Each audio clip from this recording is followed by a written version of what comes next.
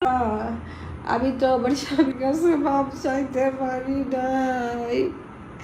আমার ডিলার আমার কাছে মাপ চাইয়া গেছে।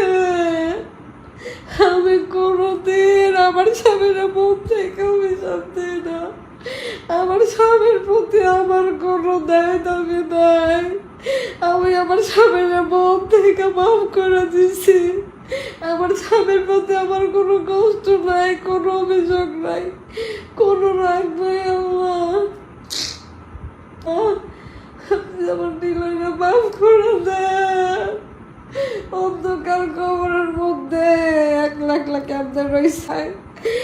অন্ধকার ভয় পাইতো, বাথরুম ভয় পাইতো, সব কিছু ভয় পাইতো।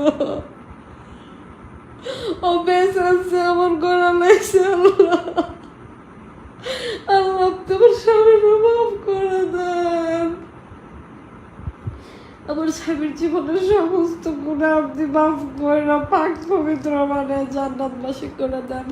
আল্লাহ তুমি না রহমানুর রহিম, তুমি না গফফারুর রহিম। আল্লাহ, আল্লাহ তুমি না দয়াশীল, আল্লাহ তুমি না ক্ষমাশীল।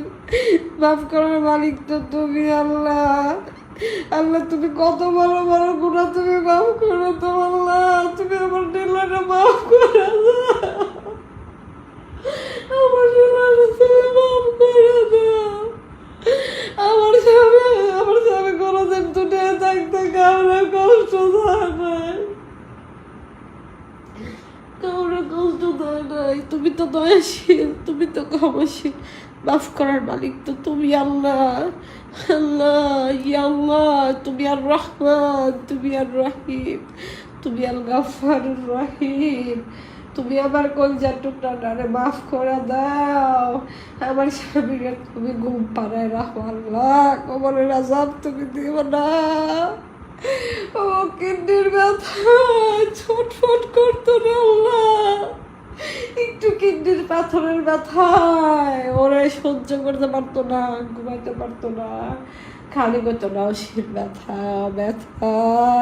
ওই মানুষ আল্লাহ একটা বউ করে লাইছে, বেঁচেছে বেগে। আল্লাহ, আল্লাহ গো, আমার কলজার টুকরা আমি নালে তুমি মাফ করে দাও। বাবু তুমি সারা আমার স্বামীর কেউ নাই, তুমি মাফ করে দাও। আল্লাহ, আল্লাহ তোমার কালিমা তাওহীদের কসম লাগে, তোমার কালিমার কসম লাগে, তাওহীদের কসম লাগে, তোমার লা ইলাহা ইল্লাল্লাহর কসম লাগে।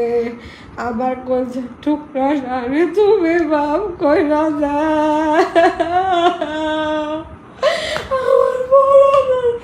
আমার মাকের বুকে মাথা রেখে আমি ঘুমাই না।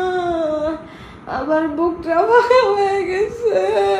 আমি কতদিন হয়েছে আমি আমার স্বামীর বুকে মাথা রেখে ঘুমাই।